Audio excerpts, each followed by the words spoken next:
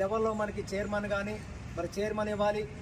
అదేవిధంగా జిల్లా స్థాయిలో మరి రేపు రాయబోయేటువంటి స్థానిక సంస్థల్లో మరి జడ్పీటీసీ, ఎంపీపీ, సర్పంచుల కాడ నుంచి మరి ఎంపీపీల వరకు, మరి అదేవిధంగా జడ్పీ చైర్మన్ కావచ్చు, సెంట్రల్ బ్యాంక్ చైర్మన్ కావచ్చు, ఒక ఎమ్మెల్సీ కూడా మరి మన వాళ్ళకు అర్హులు ఉన్నారు, మరి ఇవ్వాలి.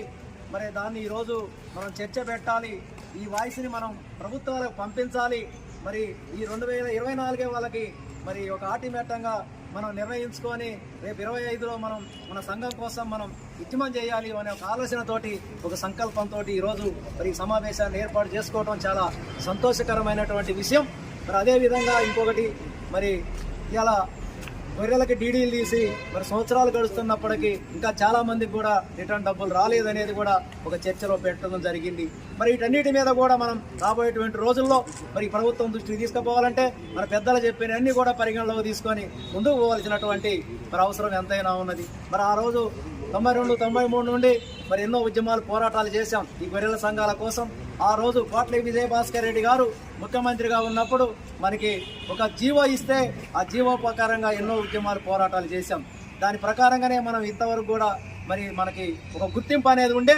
మరి గత ప్రభుత్వంలో కూడా మనకి మరి పెద్దలు చెప్పినట్టుగా మరి 5 ఎమ్మెల్యేలు, ఒక రాజ్యసభ సభ్యుడు, ఒక ఎమ్మెల్సీగా, మరి అదేవిధంగా 2 సెంట్రల్ బ్యాంక్ చైర్మన్లు, 2 జడ్పీ చైర్మన్లు, మరి అదేవిధంగా ఫెడరేషన్ చైర్మన్తో పాటు మరి మార్కెట్ చైర్మన్తో పాటు మనకి ఎన్నో పదవులు ఇచ్చారని చెప్పేసి మరి మన వాళ్ళు చెప్పిన మాట మాత్రం వాస్తవం.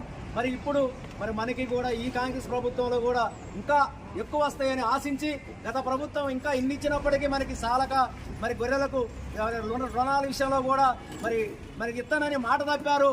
ఆ ప్రభుత్వాన్ని గద్దెదించాలి.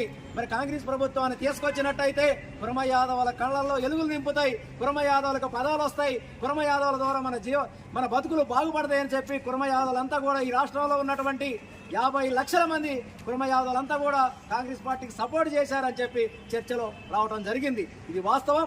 మరి అయినా సరే మనకి అన్యాయం జరిగింది కాబట్టి మరి రేపు 2025లో మరి మేము హైదరాబాద్లో మన శ్రీనివాస్ యాదవ్ అని చెప్పి మహబూబ్ నగర్ అతను వాళ్ళ అమ్మాయి పెళ్లిలో కూడా మరి ఉమ్మడి 10 జిల్లాలలో ఉన్నటువంటి గొర్రెల సంఘాల అధ్యక్షులు రావాలి అని చెప్పేసి మన జిల్లా నుంచి కూడా వెంకట నరసయ్య గారు, సింహాద్రి గారు రావాల్సి ఉండే. సింహాద్రి గారు వచ్చారు.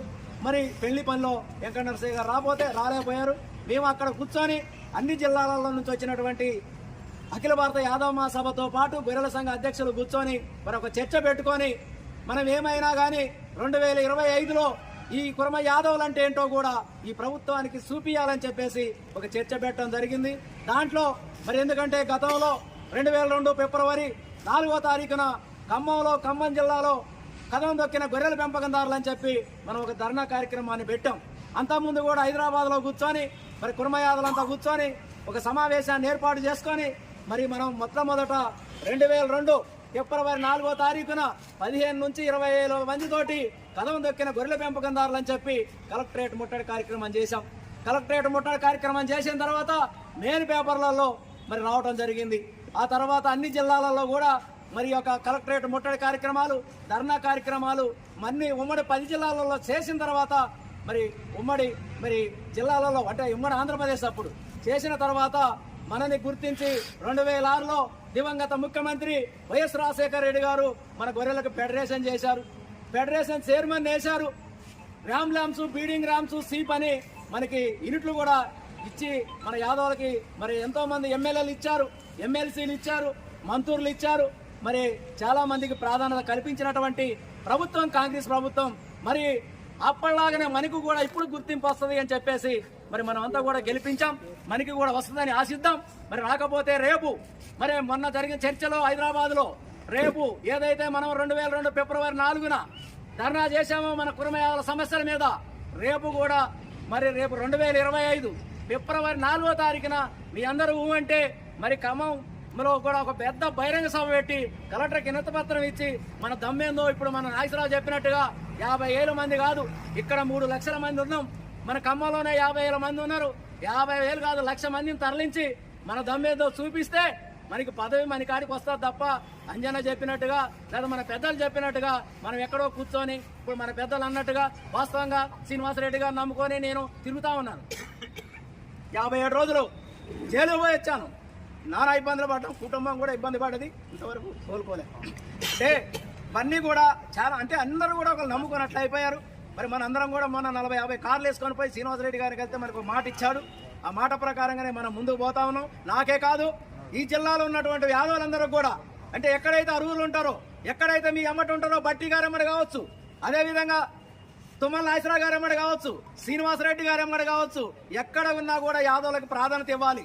రేపు రాబోయేటువంటి స్థానిక సంస్థల్లో జడ్పీటీసీ ఇవ్వాలి, ఎంపీపీ ఇవ్వాలి, మరి సర్పంచ్లు ఇవ్వాలి, ఎంపీటీసీలు ఇవ్వాలని చెప్పేసి మరి మనం రేపు మరి ఈ యొక్క అందరిని కూడా మరి కలవటానికి మరి ప్రణాళికలు అఖిల భారత యాదవ్ మహాసభ నేను చేస్తాం, మీరు రాండి అంటున్నారు.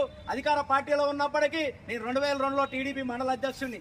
నాకు ఉత్తమ అవార్డు తిరుపతిలో చంద్రబాబు నాయుడు గారు ఇచ్చారు, ఏటబాగులో తుమ్మల నాగేశ్వరరావు గారు ఇచ్చారు. అయినా సరే ఈ కులం కోసం, ఈ కుల సమస్యల కోసం మరి రాష్ట్రం